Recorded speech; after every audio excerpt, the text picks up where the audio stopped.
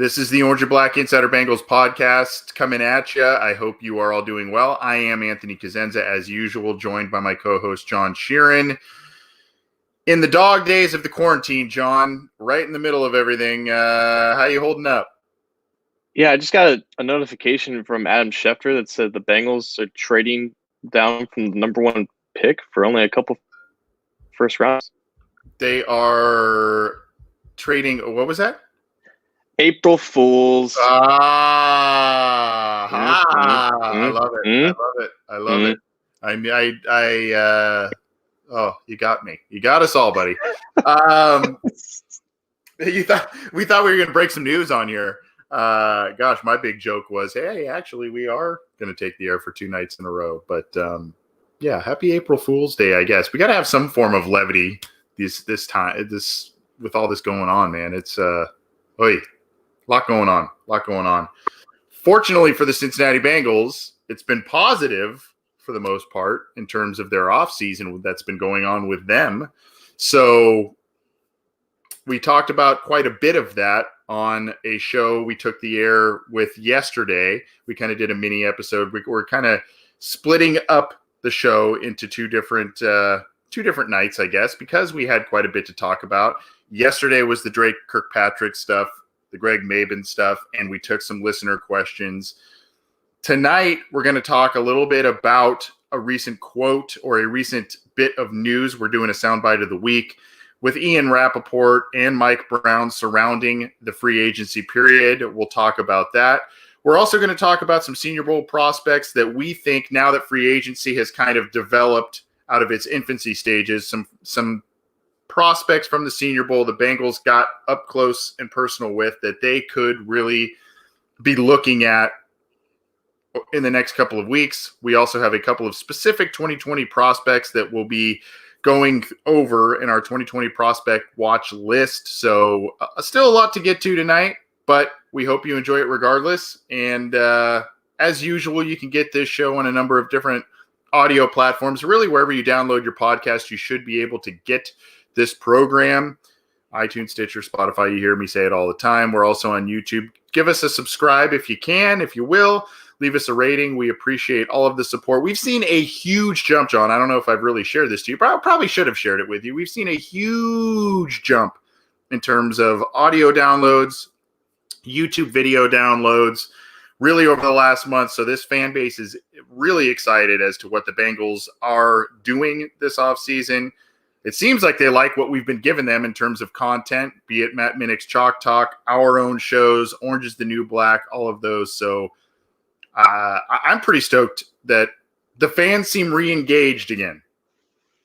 Absolutely, man. I mean, that's kind of what happens when you spend $150 million in free agency. People want to talk about you specifically because you never have spent anywhere close to that in just one offseason. So a lot of stuff going on right now. And I'm actually kind of surprised because I figured, like, if nobody's doing anything, I don't imagine there would be a lot of people listening to podcasts. I feel like people just listen to podcasts. Part of it too. Yeah, I guess, but whatever. I'll take it. Yeah, but big jump in subscribers, big jump in audio downloads, big jump in YouTube downloads. Can't thank you all enough for joining us, and whether it's live or after the fact, it's really cool to see the engagement that we're receiving, and we give you a big virtual high five to all of you Bengal fans out there that watch our programming. So, John, we've been doing this quite a bit over the past couple of months now, a soundbite of the week. We haven't been religious about doing it every single week, but we've been doing it somewhat frequently, so we've got a soundbite of the week. Sometimes it's from Bengals folks that are associated with the club. Other times it's with media members, that sort of thing, talking about the Bengals. This is one that is probably near and dear to your heart because you also made a post about it on CincyJungle.com. I'm going to play the clip in just a second. So we're going to do that. But we're also going to talk about the possible, I don't know, whether you want to believe what's being said, to what degree you believe what's being said. So a lot of our folks have probably heard this clip by now. It's via Ian Rappaport. He was on Total Access Live on the NFL Network this was a couple days ago, talking about Mike Brown and the Bengals in free agency, their activity, and his involvement with the team to this point. Well, here's an interesting note, Andrew, about the all-important Joe Burrow meeting with the Bengals at the Combine. Mike Brown, the owner, who is still very much involved in day-to-day operations, really still runs the show in Cincinnati. I am told that Brown was, in fact, in the meeting with Joe Burrow. It's basically standard for teams that are looking to take a top pick, but still, this particular one is noteworthy because there was so much media surrounding whether or not Burrow did, in fact, want to go to Cincinnati. And, of course, he came out publicly and discussed that and said that he would. But from what I understand, Brown wanted to be the one face-to-face who addressed any concerns that Burrow may have. He wanted to be the one to talk to the top prospect, lay everything out, and make sure that Burrow had all the information to make whatever decisions would be necessary. Meanwhile, the Bengals then went out and spent a ton in free agency. Very uncharacteristic, but no doubt this is something that Joe Burrow was watching pretty closely. So, interesting stuff there, John. A lot of different routes we can cover with this. No pun intended with all the receivers running routes in that video clip, for those of you who watched the video live there.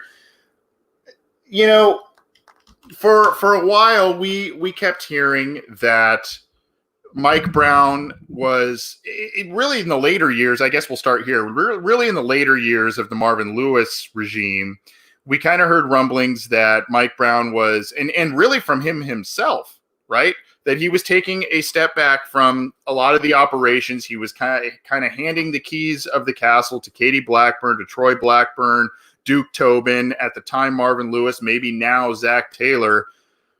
And now you hear that he, at least with this decision, was intimately involved and is still involved in, it sounded like, some of the day-to-day stuff. Your take on that? To what degree do you believe that? And, how is this playing a part into what the Bengals are going to be doing in just a few weeks?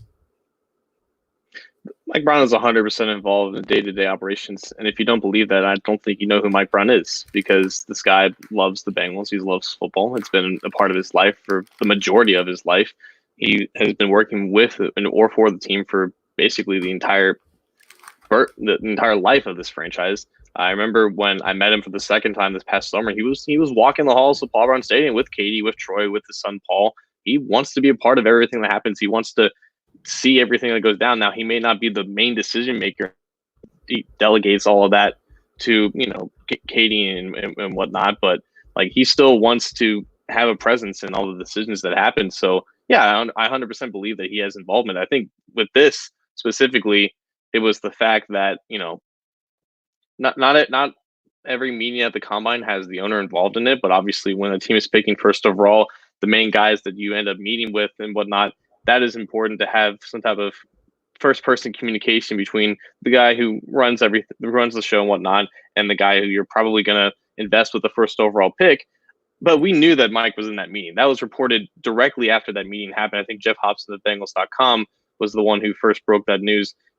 The things that he said to Burrow and the conversation that they had, I think that was more or less implied, because it was possible that the Bengals saw this narrative forming about, Burrow not wanting to go to Cincinnati being an organization that wasn't committed to winning, regardless or not if they believe that or not. I think it was important to speak with Burrow face to face, to have the guy who was going to be handing Burrow his contract, his rookie contract in a couple weeks, to do exactly what Rappaport said, to just lay it all out there, to just be an open book, give Burrow a platform to, ask any questions, to address any concerns about not only the franchise and the team, but the city itself. I think he wanted it to be as open as possible, because this is a relationship that he would envision would go for at least 10 years or more, because this is the biggest decision that they're going to make in the past 20 years or so. And I 100% believe that Mike wants to be a part of that, and he wanted to make sure that there was no, misunderstandings about the relationship at all. So I think what Rappaport reported here was probably heavily implied after we learned that Mike was in that meeting in general, but it is nice to hear that this line of communication has been forming, and there was openness on Mike's end to address any concerns that Burrow had. And whether or not Burrow had concerns about Cincinnati's inactiveness and free agency, whether that sparked what we saw the past couple weeks, I don't know. I don't know if Burrow really has that amount of leverage and what the Bengals will end up doing over the next 10 years with him or whatnot, but I would like to think so, because if they take any outside influence to make them a more progressively run organization, I would be more than happy with that. It just happens that it took them in the position to draft a franchise quarterback to actually make that happen. So I think this wasn't exactly groundbreaking news, but it was nice to actually hear it happen. Yeah, I suppose it wasn't groundbreaking news. I guess it was more, oh, okay. Like you said, some of the things were maybe previously reported. I want to go back to what you said there, though. I kind of feel like maybe the team and Mike Brown had heard his name, that the team's name, the way they operate, everything was dragged through the mud for what seemed like a month and a half in January and February, kind of saying, this is just a rinky-dink franchise. Is Burrow going to pull an Eli Manning? Is he going to pull, John Elway and sit out if the Bengals draft him, that sort of thing? I think it's a pretty big move, pretty bold move by the owner. It's if there was an open dialogue there, kind of airing out certain things. And a lot of people don't know, by the way, this is occurring very close to my house. If you don't know, or had been occurring close to my house, I guess I should say. Yeah. Joe Burrow was working out with Jordan Palmer in the elite quarterback camp, in the elite football camp that Jordan Palmer puts on in Southern California. So Jordan subsequently came out after some of Carson Palmer's comments, and those were taken and run with. He came out later and said, look, I'm my own guy. I'm not Carson. I had my own experiences with the Bengals. Carson can say what he wants. I'm not using this opportunity working with Joe Burrow to kind of chirp in his ear, but who knows exactly what's being said there.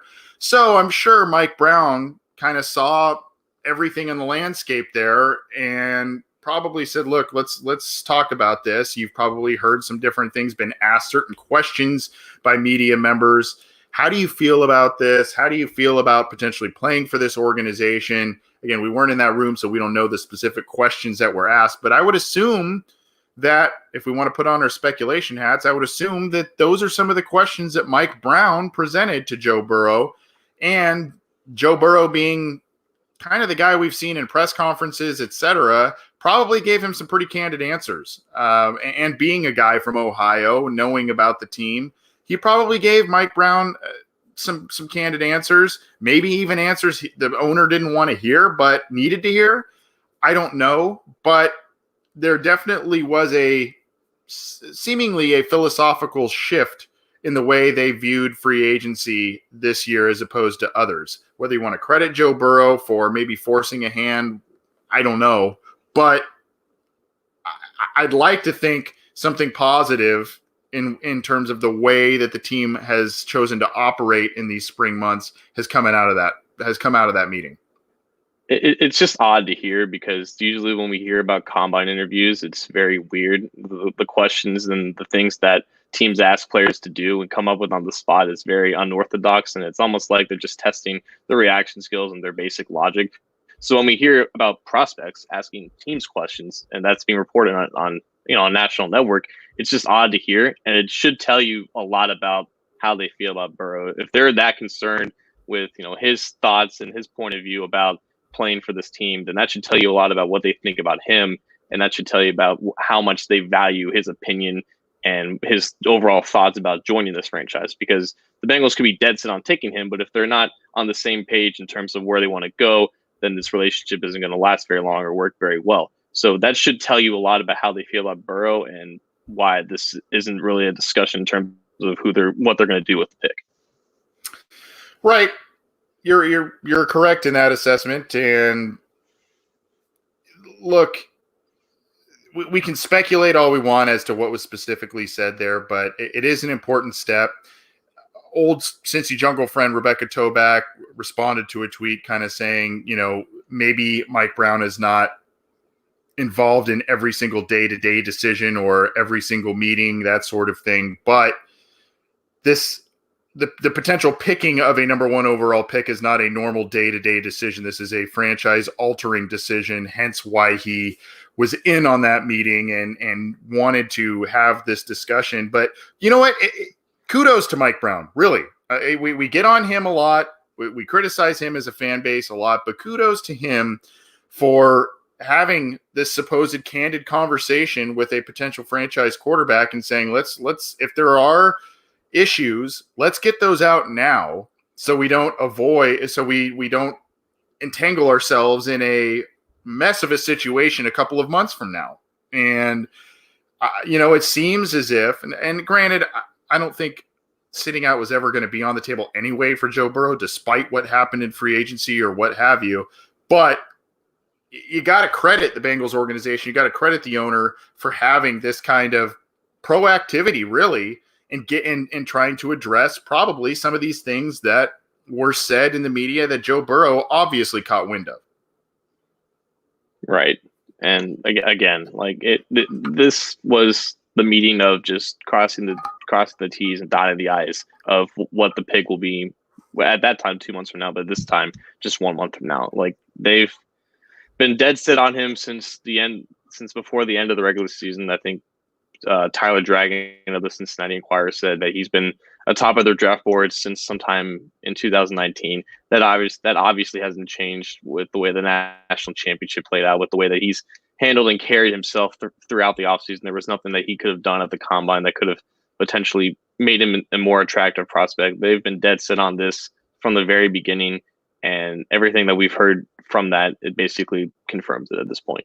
Right, and the other thing that Rappaport mentioned probably a couple of months ago when this meeting apparently came to pass, not a couple months ago, I think it was at the combine, but essentially Joe Burrow, quote unquote, blew the doors off of the interview and blew everyone away in that room. And, if there were any concerns from the Bengals end, it seems as if he had quelled any of those concerns. So that wasn't tacked on to this most recent video, this soundbite of the week that we used, but it is something to note that came from that meeting. But interesting stuff nonetheless. And if you thought Mike Brown got out of the way this offseason, you might want to think that again, at least partially, based on some of the stuff we've heard. This is the Orange and Black Insider Bengals podcast. He's John Sheeran. I'm Anthony Cosenza. Get this show on a number of different platforms. Wherever you get your podcast, get it there. Get it on our YouTube channel. Get it at cincyjungle.com. Try and join us live for every recording here on our YouTube channel, as well as the Cincy Jungle Facebook page. We're seeing a bunch of people join us live. And thank you again for joining us 2 nights in a row. We had kind of a lot to cover over this week, so we decided to take the air over the course of 2 nights and maybe break up the potential long one show that we would have had. So we thank you for joining us both nights there.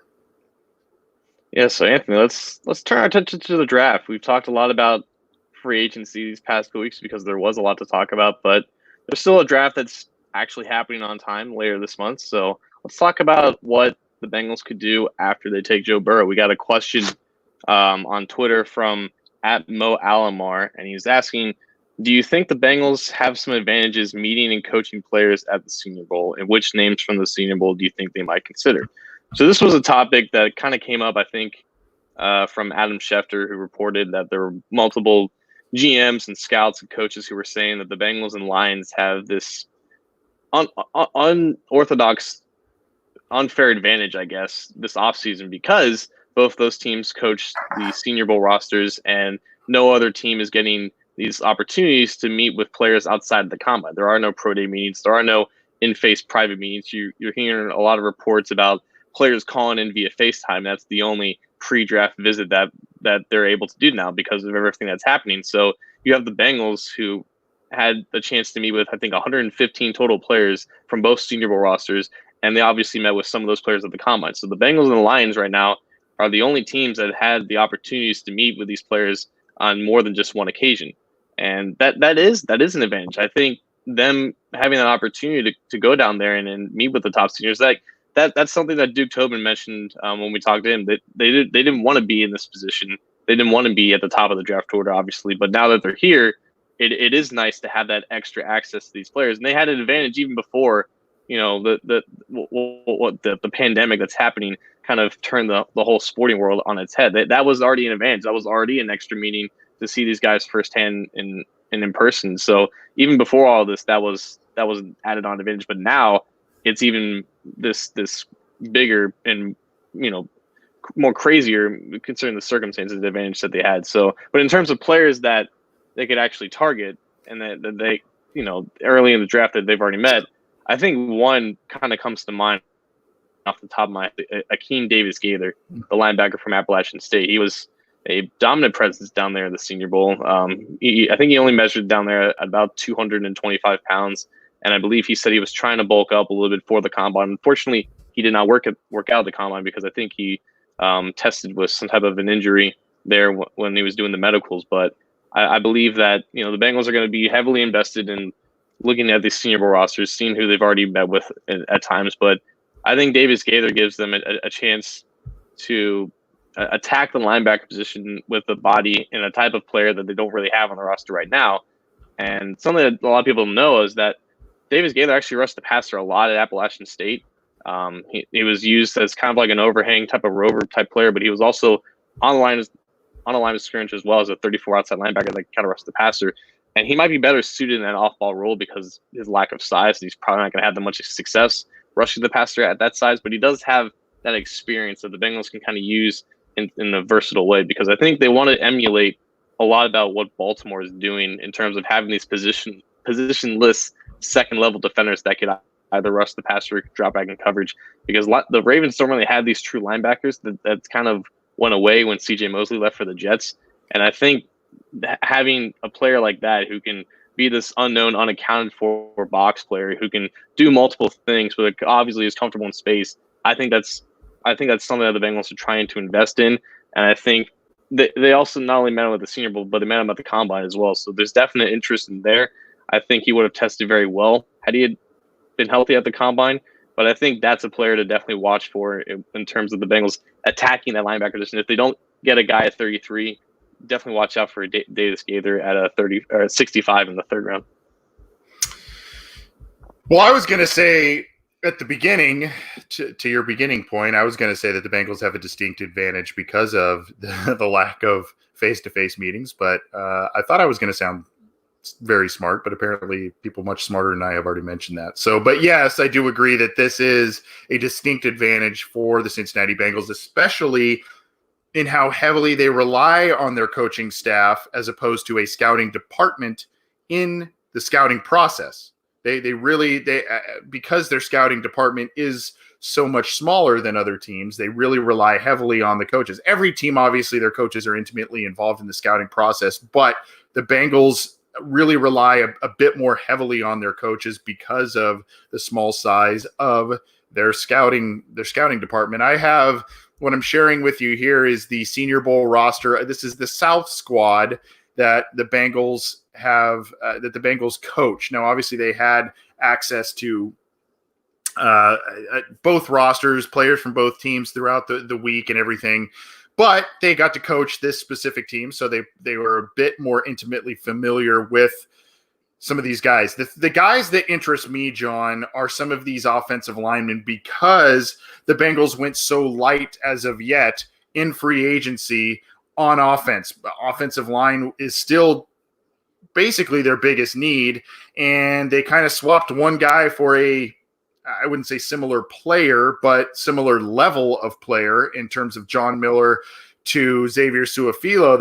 If there's an upgrade, it's a marginal one there. So you still have potentially a starting right guard need. You should be on the lookout for, if Jonah Williams is definitely your starting left tackle, which by all indications he is, you still should be looking at a possible either immediate or future replacement of Bobby Hart after this contract here.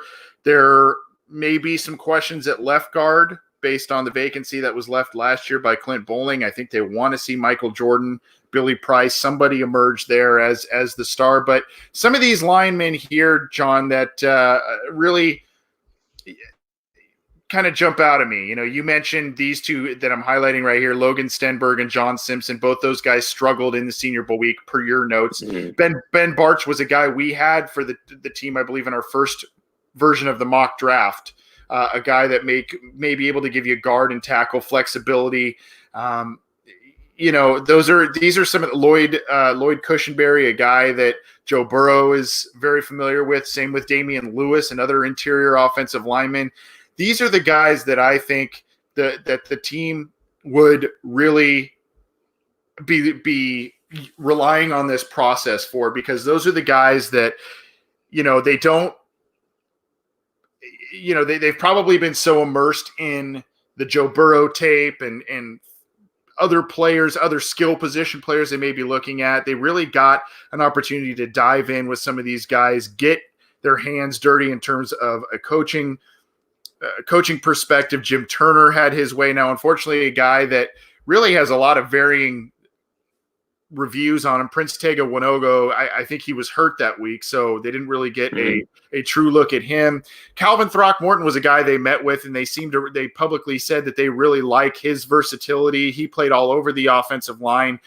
Definitely a round 6, round 7 undrafted free agent guy, but a guy who could provide some versatility.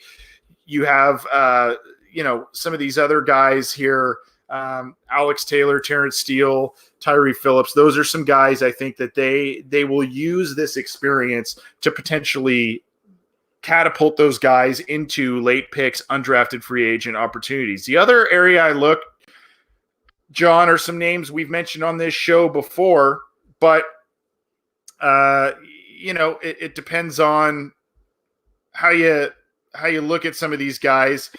These edge players here, you've got Anthony Jennings.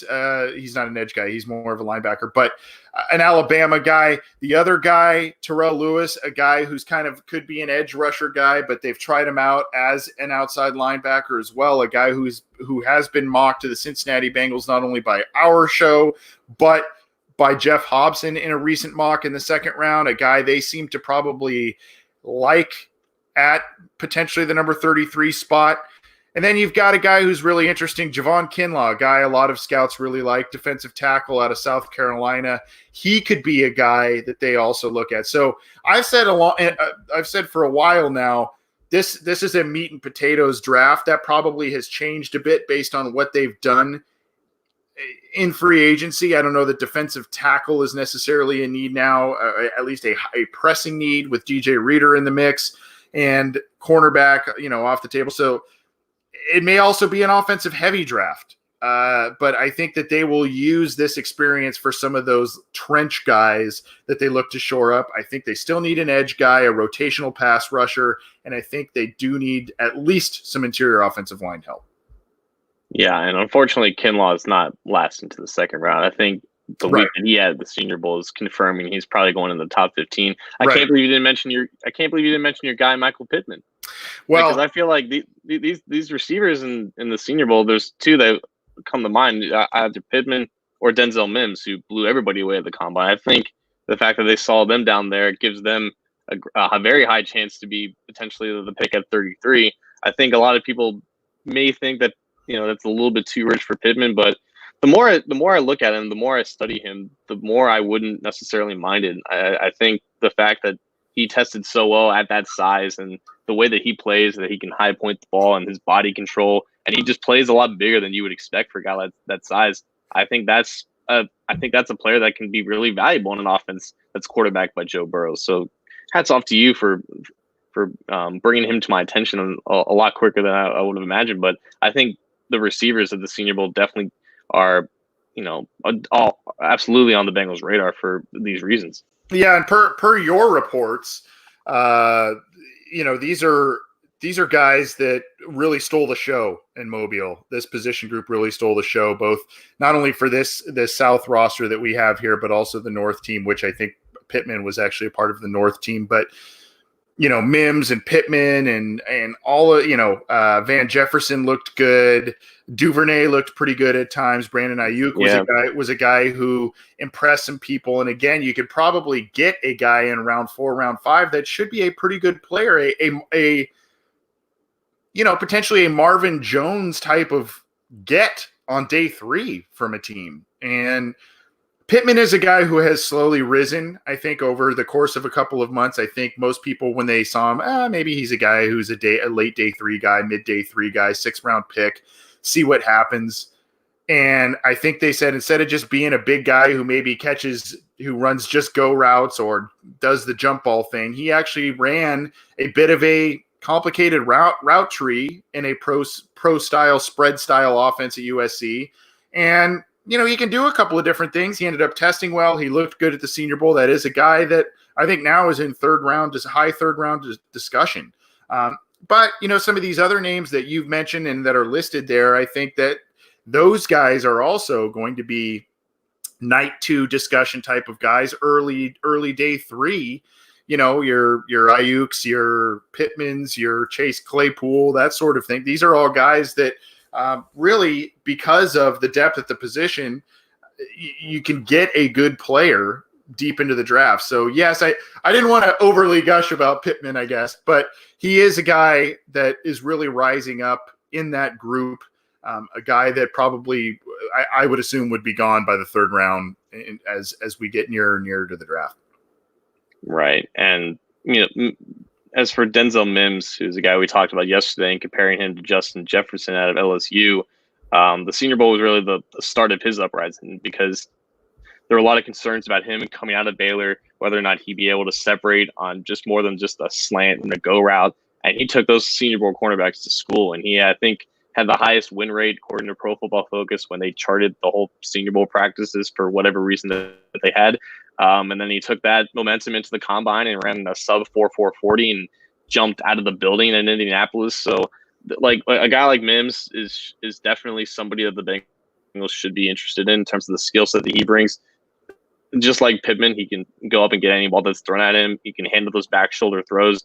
And I think the proficiency that he showed in terms of running, not only just a slant and a go route and a dig, but all these different routes with some nuances in terms of breaking off at certain points and utilizing, head fakes and flipping his hips in terms of getting out of breaks, all those subtle nuances that go into route running. I think that was very important for teams to see that in person because at his size, 6'3", 212 or 208, to be that fast and to be that agile, that's an asset that doesn't last very long in the draft. There's a reason why I believe Ben Albright, the NFL insider, has said since the beginning of March that he's probably not leaving the top 20. So that was a meteoric rise in terms of his draft stock. And at this point, like he's a favorite for Bengals fans to mock at the 33rd overall pick. But that Senior Bowl was definitely the start of his uprising. But if he's there at 33, something must have happened in the first round. But the Bengals should absolutely be all over him in that scenario.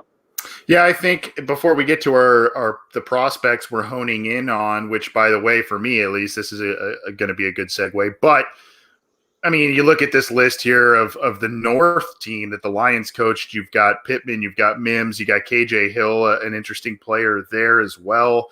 Gandy Golden is another guy that really kind of is a big body, can run well, can catch well, but he's just a small school guy. So he's an interesting guy that could be there on day 3. Claypool, I mentioned. I mean, so just talent galore on both of these rosters at that position. So I still think that the Bengals probably by round 3 will get a wide receiver, and I think that is a wise move. I mean, I'm glad, and it was the right move that they brought back AJ Green. But you've got both short-term and long-term questions there. You've got long-term questions about John Ross being on this team past next year. You're still trying to navigate how big of a contributor Alden Tate can really be. Is he an every down wide receiver? Is he a guy that you can be a go-to type of guy, or is he more of a third down red zone guy? Tyler Boyd's here for the foreseeable future, so you're pretty good there. But there are questions, and I think that this team needs to feel comfortable and get a guy that they can lock up for the next 4 years, and they can feel comfortable trotting out there and being a guy they can be confident in getting 60, 70, 80 catches in this system, along with Boyd, potentially AJ Green, or be the heir apparent to AJ Green. So I think wide receiver has to be addressed by the end of night 2. Absolutely. And even if it wasn't as pressing of a need as it clearly is for the reason that you just said. It's the strength of the draft class. And I think back to 2014 when the Bengals chose, Jeremy Hill, Will Clark, Russell Bodine, second, third, fourth round selections. They waited until round 7 to pick a receiver in that class, and James Wright, who only lasted about 3 years with the team. That wide receiver class, you can look it up on Pro Football Reference. It is just filled with guys who are still in the league that became long-term starters. Yep. I think Devontae Adams is a great example in the second round. There were a couple other third-round options as well, but obviously top-heavy with Sammy Watkins and Odell Beckham. It was an amazing wide receiver class that the Bengals just did not take advantage of, and they ended up paying the price for because both Mohamed Sanu and Marvin Jones left 2 years after that. So it's not the exact same situation, but this is the strength of the draft class. You have a future and an immediate need at that position. There's no reason why you shouldn't attack it. Right. So let's get into the 2020 prospect watch. Do you want to go first, John, or do you want me to go first?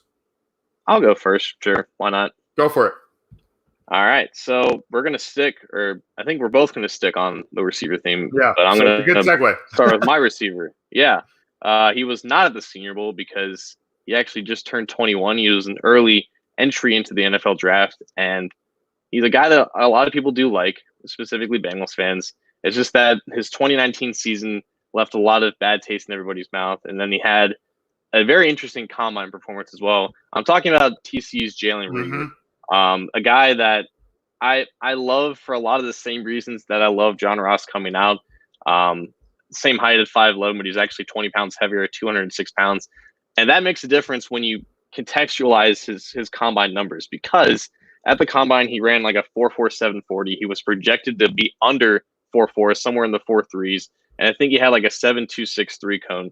Now the 7.263 cone, it can't really be justified even at that size, but when you talk about density in terms of comparing that to the actual numbers, he actually ended up with an 84.86 speed score according to James Coburn's methodology of contextualizing athleticism, and that 84.86 speed score, it's still obviously in the upper echelon of comparing speed to everybody else, but he had, I think, well over an 11-inch broad jump and a well over a 40-inch vertical. He actually tested the 99th percentile in terms of explosion for his size. So if that speed didn't exactly translate to the 40-yard dash, that speed is real when you put on the pads, because people who are that explosive are usually end up being that fast. And I think it was the same thing with John Ross. He ran a 4.22 40, and he had, I think, almost the exact same jumps as Jalen Reagor did at the combine.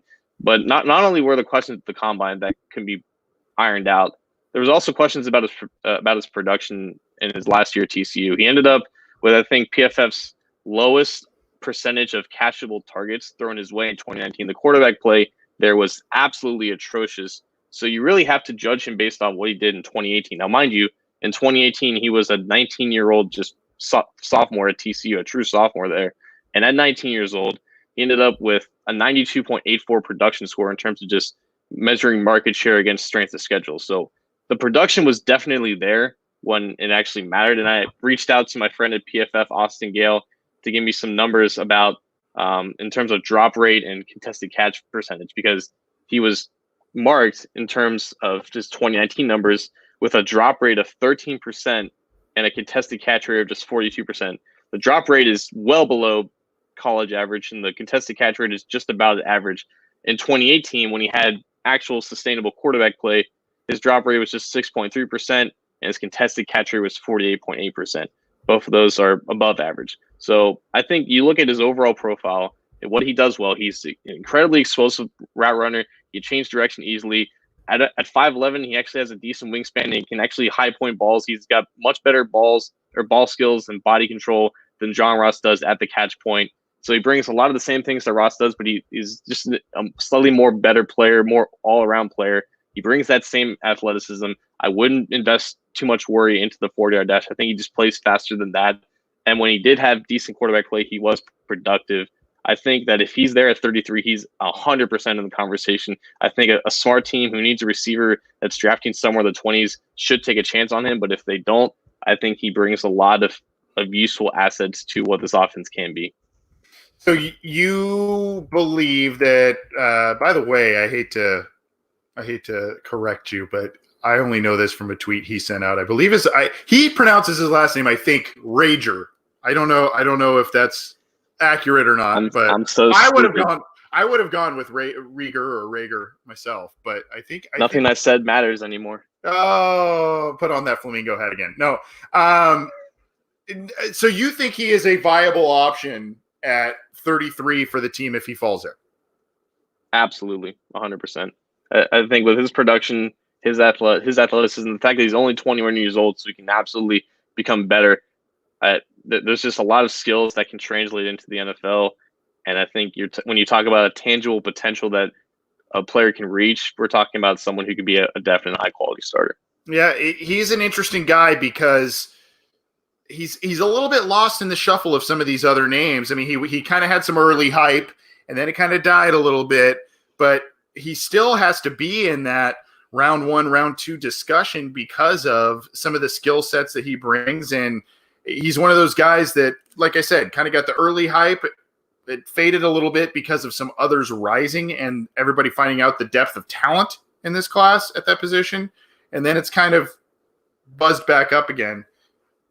So it's interesting. It's going to be interesting to see where he actually ends up, but definitely should be on the topic of, or should be on the table for discussion. Should he be available at 33? There's probably going to be a lot of different options for the Bengals. The guy I'm going to talk about, I don't believe he's going to be an option at 33. He might, but I think I'm thinking more round 3 or 4 for this young man. I said his name earlier, Chase Claypool. I'm going to look at him this week for the 2020 prospect watch. Wide receiver out of Notre Dame, a guy who really just kind of jumped out of the gym, right at the combine. Did some things at the Senior Bowl and got acclimated there. But I think once they saw the workouts, I think it's prompting teams to go back and look at some tape with this kid. To me, this is a very, very similar situation to a DK Metcalf, both in how they worked out, the size, all of that. Now, unlike DK Metcalf, he didn't go into the combine as like this, this guy's a freak. It kind of came to light a bit as the combine came about. Some people thought he should bulk up, John, and play tight end at the next level. There was some talk of that, and I was like, wow, okay.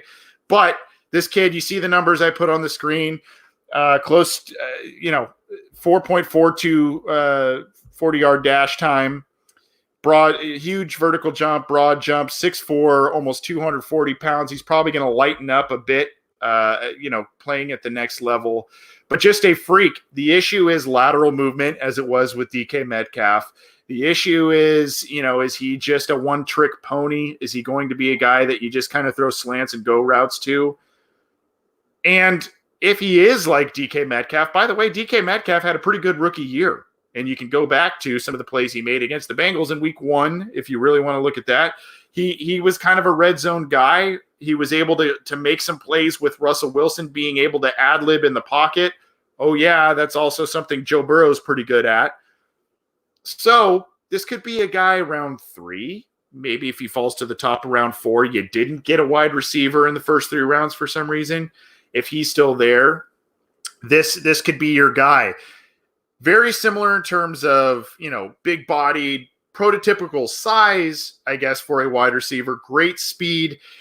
But we've seen guys like this where these analytics of the shuttle, the cone drill, lateral movement, scouts, early 2000s, mid-2000s, they didn't look at that. They saw a big kid who ran fast in the 40, and they just said, to hell with it. This guy's going to be a great wide receiver, but it never panned out because he was too limited in other facets. I worry about that with this guy, John, but overall, this could be a DK Metcalf type of player if everything works out. The questions with Metcalf should have been about the fact that he wasn't productive at Ole Miss and the fact that he was with a group of receivers who were talented. I think DeMarcus Lodge, who's now with the Bengals, was one of those guys. And AJ Brown, right? Yeah, exactly. Who ended up having a great rookie year with Tennessee. Right. Like Metcalf had the athleticism to translate into the NFL because you saw that speed and that explosion on tape at Ole Miss, even if he wasn't used that much. With Claypool, like these numbers were completely out of the blue because you didn't see that speed and that explosion the other day. I actually watched a little bit of Claypool today, and he just looks like a tight end out there. He looks like a big tight end playing out wide because you want to see more of that speed, you want to see more of that explosion. You have to think if Notre Dame just didn't want to utilize it that much, if they wanted to feature more of Cole Kmet, who was the tight end who might go in round 2 or 3 out of Notre Dame, you wanted to see more out of Claypool because obviously these numbers came out of completely nowhere. No one expected him to test this well at this size, and you just wonder if this is just a situation where guys end up training a lot harder for the combine and end up testing a lot better than what they actually perform on the field. I think the upside of Claypool is definitely there because unlike DK Metcalf, he was productive at Notre Dame. I think he ended up producing somewhere in the 71st percentile, which is just above that starter / Pro Bowl level, according to Coburn's data. So that's fine with me. Obviously, the numbers speak for themselves in terms of what explosion speed can be there. It's just about getting in there because he's also young. I think he's only 21 years old and he's not turning 22 until later this year. So there's still a trajectory for him to become better than what he is now. But like you said, that 3rd to 4th round range is probably more accurate because I wouldn't expect a DK Metcalf type impact his rookie year because he's just not there yet as a receiver. And you want to think that he can put all that athleticism together because you're right. Like, it does matter to have that sense of flexibility to be a precise route runner, but you can win in other ways as a wide receiver. You don't need to be a complete all-around great athlete to have success. There have been many cases where you just really need one elite athletic trait or one above average athletic trait, and Claypool has 2 in his size, in his speed and explosion. And if he can maximize that in the coming years, he can be a great value pick. It's just a matter of how you plan on using him early and how you plan on unlocking that athleticism. Right, and the issue with a lot of these players and guys like a Claypool that you would take late day 2 or late night 2, early day 3, there are flaws and there are concerns. I mean, the production, the tape, something isn't matching, right? You look though at Claypool's production. I think he had a fairly productive senior year here. Yeah, I mean. You look at it and it's a fairly productive senior year, but there are just, like you said, is he more of a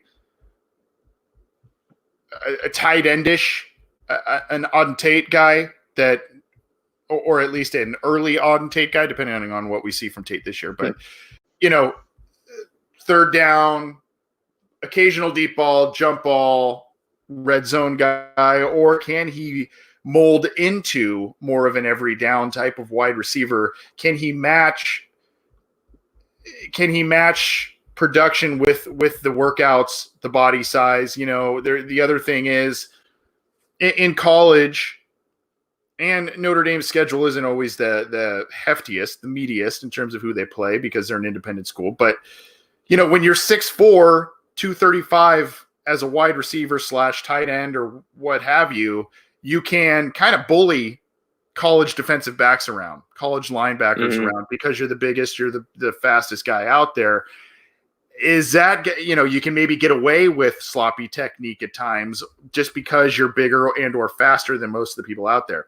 That's not necessarily the case in the NFL, and I think that's where some of the concerns are stemming with that. Is he going to be able to use that same bulliness, that big body to create plays in the NFL, or will the superior athletes in the pros be able to harness him in a little bit? Right. And again, like I there's definite value in how you test at the combine because that stuff does translate, but not every elite athlete who tests at the combine ends up being that elite athlete in the NFL. Not everyone can utilize that to their strengths. I will say about Claypool, what he does do well right now, because like you said, he's basically like a Mustang running. Like no one's going to take him off of his route, or at least that we've seen in college. How that translates into the NFL, I don't know early on.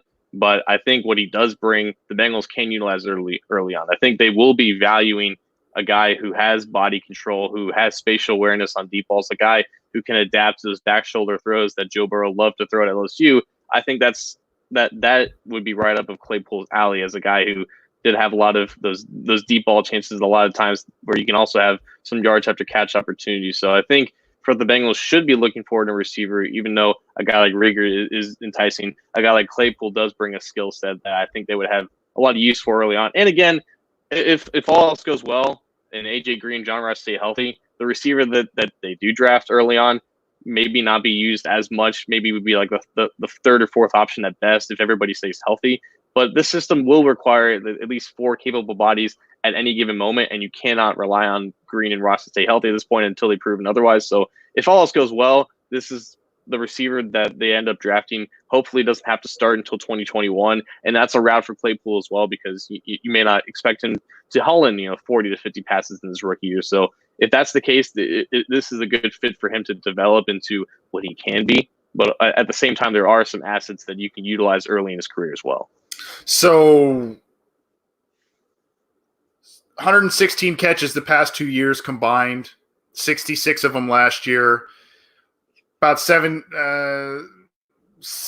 close to 1,700 yards the past 2 years, over 1,000 last year, a 15.7 average yards per catch last year, 13 touchdowns last year, 17 total the past 2 years. So definitely made a big jump as a senior in terms of production, but the reception numbers were there the past couple of years. Like you said, John, the good news about any of these wide receivers the Bengals potentially opt for in a few weeks, it's not as if, hey, we need you to start day one. And unless something catastrophic happens to AJ Green, John Ross, knock on wood, again before the season begins, really, these guys can take a little time to develop. They can groom these guys into more higher profile roles that could be coming down the pike in 21 or 22. So that's good news for any of these guys, whether it's Reagor or Claypool, Pittman, whoever it may be. But those are our two guys for the 2020 prospect watch list. We've compiled a large list. I guess we should probably have that list on file and share it with everybody as we continue to do that. But if you basically go back through episodes, I think through late 2019 up until this point, you can find a number of different prospect watch players on the prospect watch list that we've covered. And not only just us giving our vantage point, for some of them, including the big 3 quarterbacks, we brought in outside folks from within the SB Nation network to help us preview them. So we hope you've enjoyed that. We'll probably do this for another week or two. And the other thing, John, that we're going to do, not tonight, obviously, because of time and whatnot, but shortly before the NFL draft, we'll give our final mock draft of the show, our third version, which will be our final version. We don't do them every, I don't know. We're not trying to over inundate people with mock drafts, but we do put some time into them, and we want to give you one more before the big event in just a few weeks. So we will do that probably maybe the night before. If we take the air the night before, we'll probably get it then. Probably the most accurate one. Yeah. So we'll probably get it to you there and do it in a similar format in which we've brought you those before. Let's drop the mic and get out of here, John. What do you got for us before we take off?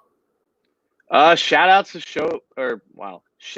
to friend of the show, James Rapine, who just announced on Twitter that he's coming back home to Cincinnati to cover the Bengals for Sports Illustrated. He was in Cleveland for, I think, the past 2 years covering the Indians and the Cavaliers, but he was also doing some Browns work with them. He's working for a radio show up in Cleveland that was covering sports. So Rapine is coming back to Cincinnati. He's coming back just in time to see John Ross in the final year of his contract. He's the biggest John Ross fan that we know of. So congrats, James, on another career move for him.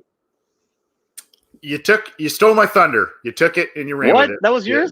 Yeah, it's totally, it's all good. But I echo your sentiments, and we'll get him back on. Then once he gets his feet planted, his head's up in the clouds right now. I'm sure he's probably pretty stoked at the opportunity, and well deserved. James does a great job. He has been on this show a couple of times, most recently to help us preview the Browns games with the Cincinnati Bengals. So we'll get him back on once he kind of gets his feet planted in not only his new job, but once we all kind of get through this entire situation we're all dealing with. But we'll have him back on, but well deserved. A good friend of this show and previous shows I've been a part of. He's a great guy and a fun interview. So looking forward to having him back on the Bengals beat. And if you follow him on Twitter or what have you, give them a little congratulatory wave or text or whatever, however you want to get in touch with them, do it that way, and well-deserved for James. As I mentioned earlier, you can get this show on basically any type of podcast platform that you listen to. So search for Cincy Jungle, and not only will you get the Orange and Black Insider podcast on the Cincy Jungle channel, you can also find Orange is the New Black from Ace Boogie and Zim Hude, as well as Chalk Talk, the episodes from Matt Minnick. All of those are on our YouTube channel as well. So check out all of that content. We appreciate the massive uptick in downloads that we have seen. I mentioned that at the onset of the show. We appreciate all of the interaction. We appreciate you guys tuning in live, tuning in after the fact. We do see, by the way, these questions, you guys. We're not totally ignoring you. We do see the questions that you submit in the live chat just for certain time purposes and other reasons. We can't get to all of them. We do try and have some other listener questions show. We do take note, as you heard John tonight talk about a question that prompted our prospect watch segment. You know, we keep tabs on these things, and we kind of stash them in our pocket. So if we don't get to yours, try not to be angry with us or discouraged or whatever. We try and get to as many as we can, and try and join us for the listener questions live when we do those. We'll probably do another one, I would say, next week. We'll probably be continuing to do those, especially as the draft continues. We'll be bringing you more interviews with folks as well. So we're setting those up, lining those up. We're pretty excited about some of the names we have been speaking to, so we'll get those to you. And we just can't thank you enough for continuing to tune into this show. Right, John? Absolutely, man. And I'm glad that we can provide an outlet, or not an outlet, but just a distraction for what's going on. This seems like business as usual for us, because what's happening isn't really affecting how we do this, because this is in our homes and whatnot. But I'm glad that we can provide some normalcy on a weekly basis. Wow, I cannot talk right now. Glad we can provide some normalcy on a weekly basis to you guys as we all get through this together. Yeah, someone I saw on, I think they made a comment maybe on our YouTube channel or maybe it was Facebook, I can't remember, but basically saying you guys seem so much more energized or just more passionate right now. I guess, to be, and I hope that's not an indictment of us in terms of our previous shows, but this is kind of an exciting time with this team. They've got the number 1 overall pick. How they got there absolutely sucked, but they've got the number 1 overall pick. They've got high picks. It's the second year of a new head coach. They spent a ton of money in free agency and did stuff that they never normally do. So there's a lot to talk about. It does. I think it's permeated through the entire fan base in terms of what they've done and what's set to happen in a few more weeks here. So it's despite the other stuff that's happening in the world, this is kind of an exciting time for the Cincinnati Bengals, and we've got a lot to talk about, even more to talk about in the next month or so and beyond. So looking forward to it. Everybody have a great night. Have a great rest of the week. We'll talk to you soon, and we'll see you next time.